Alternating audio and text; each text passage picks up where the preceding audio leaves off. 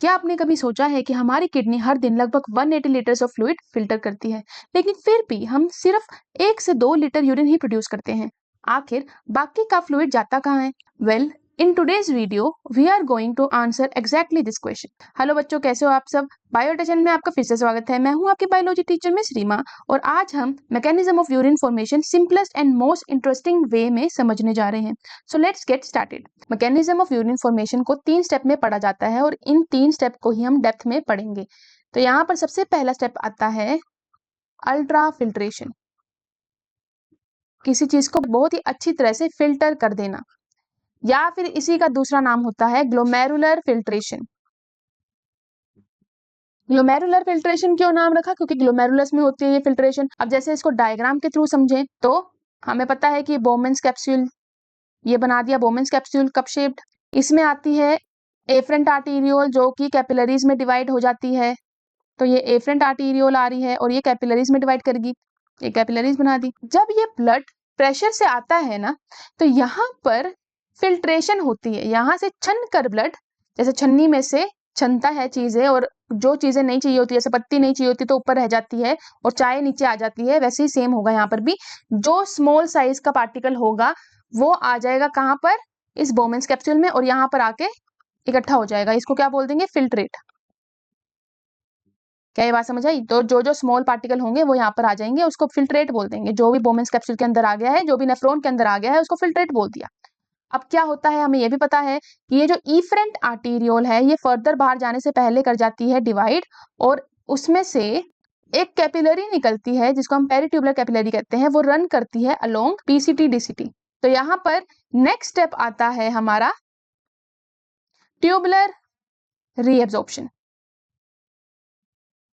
Tubular reabsorption का मतलब क्या होता है? ट्यूबुलर मतलब ट्यूब्स और रीएब्जॉर्प्शन मतलब ट्यूब से वापस से कुछ एब्जॉर्ब हो रहा है, यानी कि वो जहां से आया था वो वापस वहीं जा रहा है।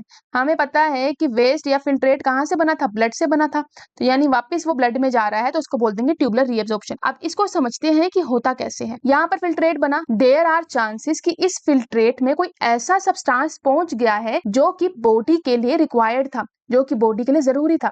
जैसे कि ग्लूकोज मॉलिक्यूल, जो ग्लूकोज होते हैं या अमीनो एसिड होते हैं, वो बहुत छोटे मॉलिक्यूल होते हैं जो कि अल्ट्रा फिल्ट्रेशन में फिल्टर हो जाते हैं और बाहर निकल आते हैं इनटू बोमेंस कैप्सूल, क्योंकि वो स्मॉल होते हैं साइज में। तो अब ग्लूकोज, अमीनो एसिड, ये सब तो हमारी बॉडी के लिए चाहिए होते हैं। तो अगर ये बाहर निकल गए तो एक तरह से हम ये बोल सकते हैं कि ये तो वेस्ट जा रहे हैं। तो इनको वापस से ब्लड में जब भेजा जाता है, इनको इन ट्यूब से, ये पीसीटी डीसीटी से वापस से जब ब्लड में भेजा जाता है, ये जो पेरिट्यूबुलर कैपिलरी घूम रही थी इसमें भेजा जाता है, उसको बोलते हैं ट्यूबुलर रीएब्जॉर्प्शन। तो फर्स्ट स्टेप ये वाला हुआ, अल्ट्रा फिल्ट्रेशन, यहाँ पे फिल्टर हो गया। सेकंड स्टेप क्या हुआ? वापस से रीएब्जॉर्ब हो गया ब्लड के अंदर जो सामान जरूरी था। नेक्स्ट स्टेप आता है ट्यूबुलर सिक्रीशन। अब कभी कभी प्रेशर की वजह से कुछ ऐसा सामान भी होता है जो ब्लड से फिल्टर आउट नहीं हो पाता और वो ब्लड में वापस से निकल जाता है। कुछ ऐसा सब्सटेंस जो कि ब्लड को नहीं चाहिए, लेकिन क्योंकि यहाँ पर बहुत ज्यादा भीड़ भाड़ थी इसलिए वो बाहर चोरी से निकल गया, लेकिन वो सब्सटेंस हमें चाहिए ही नहीं था। उसकी तो रिक्वायरमेंट थी कि वो बाहर निकले, हमें चाहिए था कि वो एक्सक्रीट आउट हो। बॉडी के लिए वो हार्मफुल था या बॉडी को वो नहीं चाहिए था, तो एक्सक्रीट आउट करना था, लेकिन वो निकल गया बाहर। तो अगर वो बाहर निकल गया, वो ब्लड वेसल में चला गया, तो फिर वापस से बॉडी में चला जाएगा, बॉडी के सिस्टम में चला जाएगा, हमें तो वो चाहिए नहीं। तो क्या होता है कि कभी कभी जब कुछ सब्सटेंस जो कि बॉडी को रिक्वायर्ड नहीं होता और उसको वापस से नेफ्रॉन में पहुंचाना है क्योंकि वो गलती से फिल्टर आउट नहीं हुआ है, तो उसको ये जो पेरिट्यूबुलर कैपिलरी होती है लेके आती है कहाँ पर? पीसीटी या डीसीटी में, और उसको बोलते हैं ट्यूबुलर सिक्रीशन। तो ये कौन सा हुआ? Third part. जब यानी ट्यूब से ब्लड में वापस जाएगा तो उसको बोलेंगे ट्यूबुलर रीएब्जॉर्प्शन। वहीं पे जब ब्लड से पीसीटी या डीसीटी में आएगा तो उसको बोलेंगे ट्यूबुलर सिक्रीशन। ट्यूब्स में सिक्रीट हो गया है, ट्यूब से रीएब्जॉर्ब हो गया है मतलब वापस से अपनी जगह पे चला गया है, ट्यूब में सिक्रीट हो गया इसका मतलब ट्यूब के अंदर आ गया है। तो ये होते हैं 3 स्टेप और हमें इन्हीं 3 स्टेप को समझना है। तो सबसे पहले स्टार्ट करते हैं अल्ट्रा फिल्ट्रेशन से। तो कुछ चीजें देख लेते हैं, जैसे कि मैंने आपको बताया कि यहाँ पर कुछ सामान होता है जो कि गलती से फिल्ट्रेट में आ जाता है, या कभी कभी जो चीजें हमें नहीं रिक्वायर्ड होती वो फिल्ट्रेट में आती ही नहीं है। तो मैं ये कह सकती हूँ कि ये जो अल्ट्रा फिल्ट्रेशन वाला प्रोसेस है, ये जो फर्स्ट स्टेप है, ये नॉन सिलेक्टिव है। इसने सिलेक्ट नहीं किया। अगर ये सिलेक्टिव होता तो उन्हीं को आने देता जिनकी रिक्वायरमेंट थी, क्योंकि अब कोई भी आ जा रहा है तो इसको बोलते हैं नॉन सेलेक्टिव। दूसरा, ये पैसिव होता है। पैसिव का मतलब इसे करने के लिए एनर्जी की रिक्वायरमेंट नहीं है। क्यों नहीं है? क्योंकि ब्लड इतनी तेजी से आता है कि खुद ब खुद, जैसे चाय को हम जब डालें छन्नी में तो खुद ब खुद पत्ती अलग होती रहती है, वैसे ही सेम जब ब्लड इतनी तेजी से आता है तो खुद ब खुद वहां पे फिल्ट्रेशन होती रहती है, फिल्ट्रेट बनता रहता है। तो ये दो चीजें हमें पता होनी चाहिए थी कि नॉन सिलेक्टिव होता है और पैसिव होता है। अगर आप इस चीज पे गौर करो, इस चीज पे, तो आप देखोगे यहाँ पर फिल्ट्रेट बनने के स्टेप में 3 मेम्ब्रेन की इन्वॉल्वमेंट है। 3 मेम्ब्रेन इन्वॉल्व है इस फिल्ट्रेट बनने के लिए। कौन कौन सी 3 मेम्ब्रेन? तो हम यहाँ देख लेते हैं। तो हम यहाँ लिख सकते हैं कि जो फिल्ट्रेशन मेम्ब्रेन है, जो मेम्ब्रेन पार्ट ले रही है फिल्ट्रेशन में, एक्चुअल में उसमें 3 लेयर्स प्रेजेंट है। कौन कौन सी? तो यहाँ पर अगर हम देखें तो सबसे पहला पार्ट आएगा जहां पर फिल्ट्रेट सबसे पहले टच करेगा, तो ये वाला पार्ट कौन सा हुआ? कैपिलरी का पार्ट। और हमें पता है कि कैपिलरी की वॉल को क्या बोलते हैं? एंडोथीलियम। और वो किससे बनी होती है? सिंपल स्क्वामस एपिथेलियम की बनी होती है। हमें पता है ना कि कैपिलरी की वॉल जो होती है वो पिचकी हुई होती है और वो सिर्फ एक मेम्ब्रेन की बनी होती है। तो वो किसकी बनी है? सिंपल स्क्वामस की। तो ये जो पहला पार्ट आ रहा है, ये वाला जो पार्ट है, ये फर्स्ट पार्ट है फिल्ट्रेट के बनने में, ठीक है। तो इसको बोलेंगे एंडोथीलियम या simple squamous epithelium of glomerulus. अब ये जो टफ्ट ऑफ कैपिलरीज है, इसको ही तो हमने नाम दे दिया ग्लोमेरुलस, तो इसलिए मैंने यहाँ पे कैपिलरीज ना लिख के पूरे गुच्छे की बात करी है, तो ग्लोमेरुलस की बात करी है। अब इसके बाद हमें पता है कि स्क्वामस एपिथेलियम हो, चाहे क्यूबॉइडल एपिथेलियम, चाहे कोई भी एपिथेलियम हो, उसमें बेसमेंट मेम्ब्रेन होती है। कोई भी एपिथेलियम होती है ना, तो उस एपिथेलियम की बेसमेंट मेम्ब्रेन होती ही है। तो ऐसे यहाँ पर भी ये जो स्पेस दिख रहा है, यहाँ पर भी बेसमेंट मेम्ब्रेन होगी। और ऐसे ही सेम जो नेक्स्ट वाली लेयर आ रही है जो व्हाइट से बनाई है, इसकी भी बेसमेंट मेम्ब्रेन होगी क्योंकि ये भी एपिथेलियम ही है। तो इसका मतलब नेक्स्ट कौन सा पार्ट आएगा, कौन सा लेयर आएगी फिल्ट्रेशन मेम्ब्रेन में? तो बेसमेंट मेम्ब्रेन। क्या ये बात समझ आई? और लास्ट पार्ट जो है, ये जो व्हाइट से बना है, यही होगा। यानी कि ब्लड को क्या क्या टच करना पड़ा फिल्ट्रेट बनाने के लिए? पहले ये वाला पार्ट टच करना पड़ा, फिर ये बेसमेंट मेम्ब्रेन टच करी, और लास्ट में ये व्हाइट वाला पार्ट टच करेगा। और ये क्या है? बोमेंस कैप्सूल का पार्ट है। और हमें पता है बोमेंस कैप्सूल की जो लेयर्स है वो किसकी बनी हुई है? सिंपल स्क्वामस एपिथेलियम की। तो हम यहाँ लिख सकते हैं कि एपिथेलियम ऑफ बोमेंस कैप्सूल। तो ये 3 मेम्ब्रेन से जब जाता है, तो ये 3 मेम्ब्रेन से जब पास होता है तब फिल्ट्रेट बनता है। क्या ये बात समझ आई? तो ये 3 मेम्ब्रेन का काम होता है। क्या ये बात समझ आई? अब हमें देखना है, हम एक छोटी सी चीज और देखते हैं कि हम ये बार बार जो फिल्ट्रेट बोलने जा रहे हैं, जो सब्सटेंस बना है, जो सब्सटेंस फिल्टर आउट हुआ है, ये एक्चुअल में इसकी कॉम्पोजिशन क्या होती है? ये बना किस चीज से होता है? तो फिल्ट्रेट जो बना बोमेंस कैप्सूल के अंदर आया, उसके अंदर होता है प्लाज्मा। लेकिन इस प्लाज्मा में से भी कुछ प्लाज्मा का पार्ट नहीं होता। कौन सा पार्ट नहीं होगा? कौन सी चीज इसके अंदर से फिल्टर आउट नहीं हो पाएगी? तो उसका आंसर है वो चीजें जो लार्ज मॉलिक्यूल्स होंगी।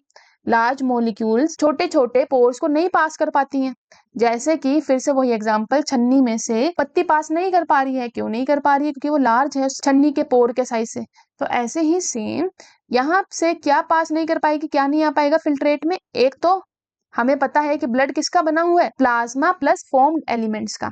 हमें पता है जो फॉर्म्ड एलिमेंट्स होते हैं वो लार्ज मॉलिक्यूल होते हैं कंपैरेटिवली। आरबीसी का बड़ा साइज है, डब्ल्यूबीसी का अच्छा साइज होता है, प्लेटलेट चाहे कि सेल फ्रेगमेंट हैं पर वो पोर्स से बड़े हैं, इसलिए ये सब बाहर नहीं निकल पाते हैं, ये सब फिल्ट्रेट में नहीं आ पाते हैं। और फिर रह गया सिर्फ प्लाज्मा, क्योंकि प्लाज्मा में वाटर है 90%, तो वो बाहर आ सकता है। उसमें और क्या है? उसमें कुछ अदर सब्सटेंस हैं जैसे glucose, amino acid, sodium, potassium, ये सब आयंस, मिनरल्स, तो ये सब बाहर आ सकते हैं क्योंकि इनका स्मॉल साइज होता है। एक होते हैं प्लाज्मा में प्लाज्मा प्रोटीन। तो वो जो प्लाज्मा प्रोटीन है क्या? वो प्रोटीन है। और हमें पता है कि जो प्रोटीन होते हैं वो भी लार्ज मॉलिक्यूल्स होते हैं, तो वो भी बाहर नहीं आ पाएंगे। तो मैं ये लिख सकती हूँ कि फिल्ट्रेट एक्चुअल में क्या होता है? Plasma minus plasma protein. यानी कि जो फिल्ट्रेट में क्या क्या सामान आया? प्लाज्मा का सामान आया, लेकिन प्लाज्मा में से भी क्या नहीं आया? प्लाज्मा प्रोटीन नहीं आया। तो मैं ये लिख सकती हूँ कि फिल्ट्रेट को दूसरे फॉर्म में लिखने की कोशिश अगर मैं करूं तो क्या हो सकता है कि फिल्ट्रेट में क्या क्या आया होगा? ब्लड, जिसमें से फॉर्म्ड एलिमेंट आप माइनस कर दो, फॉर्म्ड एलिमेंट नहीं आए होंगे फिल्ट्रेट के अंदर। और क्या नहीं आया होगा? प्लाज्मा प्रोटीन नहीं आया होगा, और बाकी सब आया होगा। तो बाकी सब रह क्या गया? प्लाज्मा ही तो रह गया प्रोटीन के बिना। क्या ये बात समझ आई? तो हम इस तरह से भी लिख सकते हैं। मैंने इस सेशन को स्टार्ट करने से पहले यानी इंट्रो में आपको बोला था कि 180 लीटर पर डे फिल्ट्रेट बन रहा है हमारी बॉडी में। तो ये जो 180 लीटर है ये मैंने कैलकुलेट कैसे किया ये देख लेते हैं। मैंने बोल तो दिया कि this is the amount of filtrate formed, पर ये कैलकुलेट कैसे किया आओ ये देख लेते हैं। हमें ये बात पता है कि 5 लीटर ब्लड पंप होता है by each ventricle in a minute. 1 minute में 5 लीटर ब्लड पंप करता है एक वेंट्रिकल। तो उसमें से सारा का सारा ब्लड तो ऐसा है नहीं कि किडनी के पास पहुंच जाएगा, पहले बाकी ऑर्गन के पास भी जाएगा। तो कितना परसेंट किडनी के पास पहुंचता है? 20 to 25%। क्या आपको बात समझ आ रही है? ब्लड पंप तो हो गया, अब वो ब्रेन के पास भी जाएगा, हार्ट के पास भी जाएगा, आर्म्स लेग्स सबके पास जाएगा। तो उस 5 लीटर में से किडनी के पास कितना जाता है? 20 से 25% उसका। अगर हम 5 लीटर का 20 से 25% निकाले तो कितना बनता है? 1100 से 1200 ml। क्या ये बात समझ आई? तो मैं यहाँ ये कहना चाहती हूँ कि nearly 1100 to 1200 ml of blood enter inside kidney every minute। Her minute में 1100 से 1200 ml ब्लड का आता है किडनी के पास फिल्टर होने के लिए। तो यहाँ लिख देते हैं फॉर फिल्ट्रेशन। ये जो अमाउंट है ब्लड की जो फिल्टर होने के लिए आती है, इस अमाउंट को बोला जाता है रीनल ब्लड फ्लो। क्यों बोला ये? क्योंकि ब्लड का फ्लो हो रहा है कहाँ पे? किडनी के पास, तो रीनल ब्लड फ्लो। क्या ये बात समझ आई? अब क्या ये सारा का सारा अमाउंट जो है ये फिल्टर हो जाता है? तो आंसर है नहीं। हमने अभी बताया कि फिल्ट्रेट किस चीज का बना होता है? प्लाज्मा माइनस प्लाज्मा प्रोटीन का। और मैंने ये क्या बताया है? ये ब्लड फ्लो बताया है, यानी इसके अंदर फॉर्म्ड एलिमेंट्स भी आ रहे होंगे, प्लाज्मा प्रोटीन भी आ रहे होंगे, तो वो सबको भी तो माइनस करना पड़ेगा। तो यानी कि इस 1100 से 1200 के बाद भी, ये इतना ब्लड आने के बाद भी सिर्फ इसका 55% ही प्लाज्मा होता है। कैसे पता ये बात? तो मैंने आपको बताया था body fluids and their circulation chapter में कि 55% प्लाज्मा बनाता है ब्लड का और 45% फॉर्म्ड एलिमेंट। हमें पता है फॉर्म्ड एलिमेंट तो आएंगे नहीं फिल्ट्रेट में। तो क्या बात कर रहे हैं हम? सिर्फ फिल्ट्रेट की बात कर रहे हैं ना। हमें फिल्ट्रेट जानना है कि 180 लीटर कैसे बना, तो उसके लिए 55% प्लाज्मा होगा। तो 55% निकाल दो इसका। 1100 से 1200 का 55% क्या हुआ? तो 1100 से 1200 का 55% होता है 650 ml। तो ये जो 650 ml है ये अमाउंट ऑफ प्लाज्मा है जो कि किडनी में आया होगा। क्या ये बात समझ आई? इस 1100 से 1200 ml के ब्लड में कितना परसेंट प्लाज्मा का होगा? 55%। और अगर मैं ml में निकाल लूं तो 650 ml होगा। यानी कि उस 1 मिनट के अंदर कितना प्लाज्मा का फ्लो हुआ होगा किडनी में? 650 ml। अब क्या पूरा का पूरा प्लाज्मा फिल्टर हो जाता है? क्या पूरा का पूरा प्लाज्मा ये फिल्ट्रेट बनाता है? तो आंसर है नहीं। इसमें से भी प्लाज्मा प्रोटीन माइनस होते हैं। तो हम ये कह सकते हैं कि अगर हम उस प्लाज्मा प्रोटीन को हटा दें तो उसमें से क्या फिल्ट्रेट में आया? About 125 ml enters Bowman's capsule from this plasma flow. बात समझ आई? इस प्लाज्मा के फ्लो में जो 1 मिनट में 650 ml का फ्लो हो रहा है, इसमें से सिर्फ 125 ml ही बोमेन्स कैप्सूल में एंटर किया। वाई? बिकॉज जो लार्ज मॉलिक्यूल है लाइक प्लाज्मा प्रोटीन और बाकी के जो लार्ज मॉलिक्यूल हैं प्लाज्मा में वो भी बाहर ही रह जाते हैं, दे कैन नॉट एंटर। तो ये रीजन है कि फिल्ट्रेट का अमाउंट कितना होता है पर मिनट? 125 ml। तो मैंने क्या बोला कि पर मिनट 125 ml फिल्ट्रेट बनता है, फिल्ट्रेट इज फॉर्म्ड। तो अब बता दो डे के हिसाब से कितना बनेगा? 1 मिनट में 125 बन रहा है, तो एक दिन में क्या होता है? एक दिन में कितने घंटे होते हैं? 24 घंटे। एक घंटे में कितने होते हैं? 60। तो इस तरह से कर दो 125 इंटू 60 इंटू 24। तो इसका आंसर आता है 180 लीटर पर डे। क्या ये बात समझ आई कि ये 180 लीटर पर डे क्यों बोला गया था? तो कुछ इस तरह से होता है और इस अमाउंट को बोला जाता है glomerular filtration rate. Filtration rate इसके नाम में ही आ रहा है। क्या होगा? 1 मिनट के अंदर कितना फिल्ट्रेट बन रहा है ग्लोमेरुलस से, 1 मिनट के अंदर कितना फिल्ट्रेट बन पा रहा है ग्लोमेरुलस से छन के, उसको बोलेंगे ग्लोमेरुलर फिल्ट्रेशन रेट।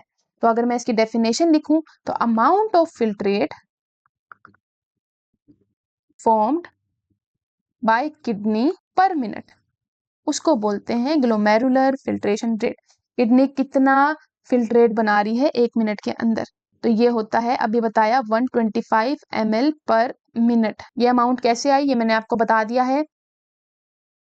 क्या ये बात समझ आई? अब अगर हम 180 लीटर, कितना ज्यादा होता है 180 लीटर, अगर हम 180 लीटर जो फिल्ट्रेट बन रहा है, फिल्ट्रेट की बात हो रही है अभी, उतना ही हम यूरिन भी पास करते होते। फिल्ट्रेट का मतलब क्या है यहाँ पे, कि जो आगे जाके यूरिन बनाएगा। तो अगर इतना जितना फिल्ट्रेट बन रहा है उतना ही यूरिन पास होता, तो पूरा टाइम तो हम बाथरूम में बैठे रहते हैं, बाथरूम में ही हम खाना खा रहे होते हैं, बाथरूम में ही हम पढ़ाई कर रहे होते हैं, बाथरूम में ही बैठे रहते हैं, क्योंकि इतना पास ऑन होता रहता है, यूरिन पास ऑन होता रहता। तो लेकिन वही चीज मैंने आपको बताई कि सिर्फ 1 से 2 लीटर ही पास ऑन होता है पर डे। तो इसका रीजन क्या है? ट्यूबुलर रीएब्जॉर्प्शन, वो पढ़ेंगे हम नेक्स्ट में। पर इससे पहले हम एक छोटी सी चीज और समझ लेते हैं, जिसको हम बोलते हैं filtration pressure. So let's calculate filtration pressure. मैंने आपको बताया कि यहाँ पर फिल्ट्रेशन होने के लिए जो अल्ट्रा फिल्ट्रेशन होती है, ये किस वजह से होती है? कि जब प्रेशर में ब्लड आ रहा होता है तब होती है ना? तो कितने प्रेशर में ब्लड आना चाहिए ताकि हमारी बॉडी, हमारे नेफ्रॉन जो है नॉर्मल वर्क कर सके, ना उन पे ज्यादा स्ट्रेस आ सके, ना ज्यादा टेंशन आ सके। याद होगा आपको, मैंने जब आपको कार्डियोवैस्कुलर डिजीजेस पढ़ाई थी, बॉडी फ्लूइड एंड सर्कुलेशन में डिजीजेस पढ़ाई थी, उसमें से मैंने आपको बोला था कि हाइपरटेंशन की वजह से किडनी पर इफेक्ट आता है, ग्लोमेरुलस जो है, कैपिलरीज जो है वो फट जाती हैं। क्यों? क्योंकि ये जो कैपिलरीज हैं इनमें प्रेशर बहुत तेजी से आता है ब्लड का, तो ये फट जाती हैं। तो ऐसा क्या प्रेशर होना चाहिए कि इन पे ना ज्यादा प्रेशर पड़े और ना ही ये ज्यादा बुरा काम करे? तो वो चीज हम पढ़ेंगे इस फिल्ट्रेशन प्रेशर के हेल्प से। तो यहाँ पर डायग्राम बना लेते हैं दोबारा से। तो ये था बोमेन्स कैप्सूल, यहाँ पे आ रही थी एफरेंट आर्टीरियोल, ब्लड फिल्टर करने के लिए कैपिलरीज में बन गई, फिर इफरेंट आर्टीरियोल से बाहर निकल गई। तो कुछ इस तरह से ये कैपिलरीज यानी ग्लोमेरुलस बन गया, टफ्ट ऑफ कैपिलरीज बन गया। अब यहाँ पर लगते हैं 3 टाइप के प्रेशर। अब वो कौन कौन से होते हैं एक एक करके देखते हैं। सबसे पहला प्रेशर होता है glomerular hydrostatic pressure. Glomerular hydrostatic pressure, glomerular मतलब ग्लोमेरुलस, हाइड्रोस्टैटिक मतलब जो पानी लगाता है प्रेशर, उसकी बात कर रहे हैं। ब्लड भी एक तरह से पानी है। तो यहाँ पर देखते हैं क्या मतलब है। जब एफरेंट आर्टीरियोल, ये कौन सी आर्टीरियोल है? एफरेंट। ये कौन सी है? इफरेंट। जब एफरेंट आर्टीरियोल में ब्लड तेजी से आता है तो यहाँ पर पानी प्रेशर लगाता होगा, तो उस प्रेशर को बोलते हैं हाइड्रोस्टैटिक प्रेशर। ये ग्लोमेरुलस पे प्रेशर बना कैसे? तो इसका रीजन होता है कि डायामीटर जो है एफरेंट आर्टीरियोल का, diameter of afferent arteriole is greater than diameter of efferent arteriole and because of that ये प्रेशर एग्जिस्ट करता है। कैसे समझ सकते हैं इसको? तो आप समझो जैसे एक हाईवे है जिसकी 4 लेन है, इस तरह से 1 2 3 4 4 लेन है, तो चारों लेन से आराम से कार्स आ रही हैं, पर वो हाईवे आगे जाके बट जाता है 2 लेन में या 1 लेन में। यहाँ पर बन गई 2 लेन। ये जो हाईवे था जिसमें 4 लेन आ रही थी, अब वो क्या रहेगी? सिर्फ 2 लेन की रहेगी। तो यहाँ पर इस एरिया में जाम लगेगा कि नहीं? ट्रैफिक होगा कि नहीं? जाम लगेगा, जरूर लगेगा, क्योंकि हर एक लेन से कार जो है आने की कोशिश करेगी और वहां पे जाम लग जाएगा। ऐसे ही सेम, क्योंकि एफरेंट आर्टीरियोल का डायमीटर ज्यादा होता है, एफरेंट आर्टीरियोल यानी ये 4 लेन वाली, वहीं पे इफरेंट आर्टीरियोल का डायमीटर कंपैरेटिवली कम होता है, ये 2 लेन वाली होगी इफरेंट आर्टीरियोल। तो इस वजह से जो बीच का उनका रास्ता होता है, बीच का जगह होती है, वहां पर ब्लड ज्यादा देर के लिए पड़ा रह जाता है। क्या रीजन है? दोबारा समझो। एफरेंट आर्टीरियोल से ब्लड जो है आ रहा है और वो इफरेंट आर्टीरियोल से निकलने की कोशिश कर रहा है, पर क्योंकि इफरेंट आर्टीरियोल का डायमीटर कम होने की वजह से वहां पर जाम लग जा रहा है, धीरे धीरे ब्लड बाहर निकल पा रहा है। इस वजह से इस एरिया में ब्लड ज्यादा देर के लिए रुक रहा है। जैसे इस एरिया में कार ज्यादा देर के लिए रुक रही थी क्योंकि यहाँ जाम लग जा रहा था। हम बोल सकते हैं कि इसी वजह से यहाँ से प्रेशर लगता है और फिल्ट्रेट बन पाता है। तो ये प्रेशर की डायरेक्शन कहाँ होगी? कुछ इस तरह से होगी, क्योंकि यहाँ पर पानी इकट्ठा हो रखा है, यहाँ पे जाम लग रखा है, तो वो आसपास के जो वॉल्स हैं उस पे प्रेशर लगाएगी, तो कुछ इस तरह का प्रेशर लगेगा और इस प्रेशर को बोलते हैं ग्लोमेरुलर हाइड्रोस्टैटिक प्रेशर। मैं यहाँ लिख दूं कि ये कौन सा प्रेशर है? GHP। क्यों हुआ? क्योंकि आर्टीरियोल्स का जो डायमीटर है वो अलग है, आने की जगह बहुत सारी थी लेकिन जाने की जगह बहुत कम थी, इस वजह से जाम लग गया ग्लोमेरुलस में। अगर यहाँ पर डायमीटर एफरेंट आर्टीरियोल और इफरेंट आर्टीरियोल का एक जैसा होता, ठीक है, जैसे यहाँ पर 4 लेन ही रहती, आगे भी यहाँ पर मान लो इफेंट आर्टीरियोल स्टार्ट है, यहाँ एफेंट आर्टीरियोल, 4 लेन ही रहते तो कार आसानी से निकल जाती, पर क्योंकि यहाँ पर जगह छोटी कर दी तो वहां पर उनको ज्यादा देर के लिए रहना पड़ा। सेम यही चीज अगर एफेंट आर्टीरियोल जो है ये एक जैसे साइज की, एक जैसे डायमीटर की होती तो ब्लड जितना आता उतना ही निकल जाता, सारा का सारा ब्लड जो है यहाँ पर ज्यादा देर के लिए नहीं रह पाता। तो जीएचपी ये होता है। तो जीएचपी की अगर मैं डेफिनेशन देखूं तो क्या होती है, pressure, it is the pressure at which blood enters glomerulus. तो प्रेशर क्रिएट हुआ है जो ग्लोमेरुलस में, उसको बोलेंगे ग्लोमेरुलर हाइड्रोस्टैटिक प्रेशर। ये कितना होता है अगर हम देखें तो 60 mmHg का ये प्रेशर होता है। तो ये प्रेशर कितना होता है, 60 मिलीमीटर मरकरी के हिसाब का होता है। तो ये था फर्स्ट प्रेशर। सेकंड आता है हमारे पास ब्लड कोलोइडल ओस्मोटिक प्रेशर। तो यहाँ पे ब्लड कोलोइडल ओस्मोटिक प्रेशर क्या होता है, आप समझो, मैंने आपको ये बताया था कि यहाँ पर जो फिल्ट्रेट बना, यहाँ पर जो ये फिल्ट्रेट बन रहा है, जरूरी नहीं कि इसमें सारा सामान आ रहा है, कुछ सामान जो है ये यहाँ पर रहता है। और क्योंकि ब्लड जो है यहाँ पर ज्यादा देर के लिए रह रहा है, तो ये वाला जो सामान है वो ज्यादा देर के लिए यहाँ रुका होगा क्योंकि जाम लग रखा है यहाँ पे। तो यहाँ पर अगर हम देखें तो यहाँ पर सोल्यूट की कंसेंट्रेशन ज्यादा है। कैसे, क्योंकि यहाँ पर लार्ज मॉलिक्यूल्स प्रेजेंट है, प्लाज्मा प्रोटीन प्रेजेंट है as compare to this one, यहाँ पर ज्यादा चीजें प्रेजेंट हैं। तो यहाँ पर मैं ये बोल सकती हूँ कि सोल्यूट की कंसेंट्रेशन कैपिलरीज में ज्यादा है और यहाँ पर कम है। तो इस वजह से पानी कहाँ की तरफ जाएगा, जहां पर सोल्यूट ज्यादा होगा, यानी कि पानी किस साइड जाना शुरू करेगा, पानी जाना शुरू करेगा इस साइड, पानी प्रेशर लगाएगा इस साइड का। क्या आपको ये बात समझ आई? यहाँ पर लार्ज प्रोटीन मॉलिक्यूल्स हैं, एल्ब्यूमिन जैसे मॉलिक्यूल्स हैं। एल्ब्यूमिन जो है ओस्मोटिक कंसेंट्रेशन देखता है, वो क्या करता है, पानी को अपनी तरफ खींचता है, इस तरह से समझो। तो क्योंकि यहाँ पर प्लाज्मा प्रोटीन है तो यहाँ पर एल्ब्यूमिन है, इसका मतलब तो पानी, यहाँ पर जो पानी आया होगा वो उधर की तरफ जोर लगाना शुरू करेगा, उधर की तरफ जाने की कोशिश करेगा। और इस प्रेशर को बोलते हैं ब्लड कोलोइडल ओस्मोटिक प्रेशर। और ये प्रेशर किसने लगाया, it was created by plasma protein. This pressure was created by plasma protein like albumin. Albumin का हाथ होता है इसके पीछे। क्यों होता है ये वाला प्रेशर, क्यों लगता है, क्योंकि सोल्यूट कंसेंट्रेशन इज हाई। कहां पर हाई है, इन ग्लोमेरुलस या in tuft of capillaries as compare to filtrate. तो इस वजह से प्रेशर लगता है जीएचपी के उल्टी दिशा में। इतनी बात समझ आई? इस प्रेशर का अगर हम देखें कि ये कितना होता है तो ये होता है 32 mmHg। एक और टाइप का प्रेशर लगता है जिसको हम बोलते हैं capsular hydrostatic pressure. Capsular hydrostatic pressure, hydrostatic फिर से आया, यानी पानी की बात हो रही है। अब ये पानी कहां पर प्रेजेंट है, कैप्सूल में। कौन से, बोमेन्स कैप्सूल में। कैप्सूल किसके लिए आ रहा है, बोमेन्स कैप्सूल के लिए। कैसे समझ सकते हैं, जब हर मिनट ब्लड आ रहा होगा, हर मिनट फिल्ट्रेशन हो रही है, जितनी फिल्ट्रेशन हो रही है साइड बाय साइड काम चल रहा है, आगे आगे बढ़ रहा है सब सामान, लेकिन बोमेन्स कैप्सूल में ये जो जगह है, यहाँ पर जो फिल्ट्रेट है ये इकट्ठा होना शुरू होता है, ये प्रेजेंट होता है, ये फिल्ट्रेट, यहाँ पर ये फिल्ट्रेट प्रेजेंट है। और हमें पता है इस फिल्ट्रेट का मेजर पार्ट क्या है, पानी। तो यहाँ पर पानी प्रेजेंट है, फिल्ट्रेट प्रेजेंट है, बार बार ये बन रहा है तो यहाँ पर प्रेजेंट होगा ना। तो ये फिल्ट्रेट भी प्रेशर लगा रहा होता है। समझो एक कमरा है और उस कमरे में बहुत सारे पहले से ही लोग प्रेजेंट है, वो इतने सारे लोग हैं कि वो कमरा पूरा फुल्ली फिल्ड है। अगर आप एक और बंदा उधर एंटर कराने की कोशिश करोगे तो धक्का मुक्की होगी, वो कहेंगे कि नहीं और जगह नहीं है, बाहर जाओ बाहर जाओ, तो वो बाहर भेजने की कोशिश करेंगे। ऐसे ही सेम पहले से ही यहाँ पे फिल्ट्रेट बहुत सारा प्रेजेंट है, तो जब आप और फिल्ट्रेट बनाने की कोशिश करोगे तो ये वाला फिल्ट्रेट बोलेगा कि और जगह नहीं है, बाहर जाओ बाहर जाओ, तो वो किस साइड प्रेशर लगाएगा, इस साइड। तो यहाँ की तरफ प्रेशर लगता है और इस प्रेशर को हम बोलते हैं कैप्सूलर हाइड्रोस्टैटिक प्रेशर। तो यहाँ लिख दे हम, कैप्सूलर हाइड्रोस्टैटिक प्रेशर क्या होता है, it is applied by the already present fluid in capsule and this fluid resist filtration.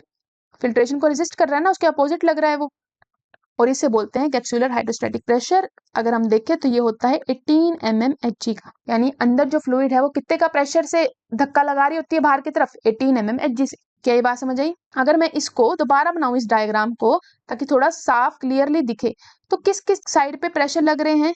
कुछ इस तरह से था हमारा बोमेंस कैप्सूल, ग्लोमेरुलस। तो यहाँ पर एक प्रेशर लगा इधर की साइड, कौन सा? Hydrostatic pressure, glomerular hydrostatic pressure. एक लगा इधर की साइड, वो किसने लगाया? BCOP, blood colloidal osmotic pressure. एक लगा वापस से इधर की साइड, वो किसने लगाया? कैप्सुलर हाइड्रोस्टैटिक प्रेशर, कैप्सूल में जो फ्लूइड है उसने। तो अगर आप देखो तो यहाँ पर मैं नेट फिल्ट्रेशन प्रेशर देखना चाहूं कि टोटल प्रेशर लगा कितना होगा, तो एक तो प्रेशर जो है वो इस साइड लग रहा है, लेकिन बाकी के जो दो हैं वो इस साइड लग रहे हैं, है ना? तो यानी कि रिलेटिव प्रेशर जो होगा वो कम होगा जो लगना चाहिए था उससे। और वो कितना होता है उसको कैसे कैलकुलेट करते हैं? GHP minus blood colloidal osmotic pressure and capsular hydrostatic pressure. क्या आपको ये बात समझ आई? जिस साइड पे ये दोनों लग रहे हैं वो तो प्लस होंगे, ये जो CHP और BCOP लग रहे हैं वो तो प्लस होंगे क्योंकि वो एक ही साइड पे लग रहे हैं, लेकिन जो ग्लोमेरुलर हाइड्रोस्टैटिक प्रेशर है वो उनकी उल्टी साइड पे लग रहा है, तो वो उससे तो माइनस होंगे ना। तो आंसर क्या आ जाएगा? 60 माइनस 32 प्लस 18 कितना हुआ? तो नेट फिल्ट्रेशन प्रेशर जो होगा वो 10 mmHg का होगा। क्या आपको ये बात समझ आई?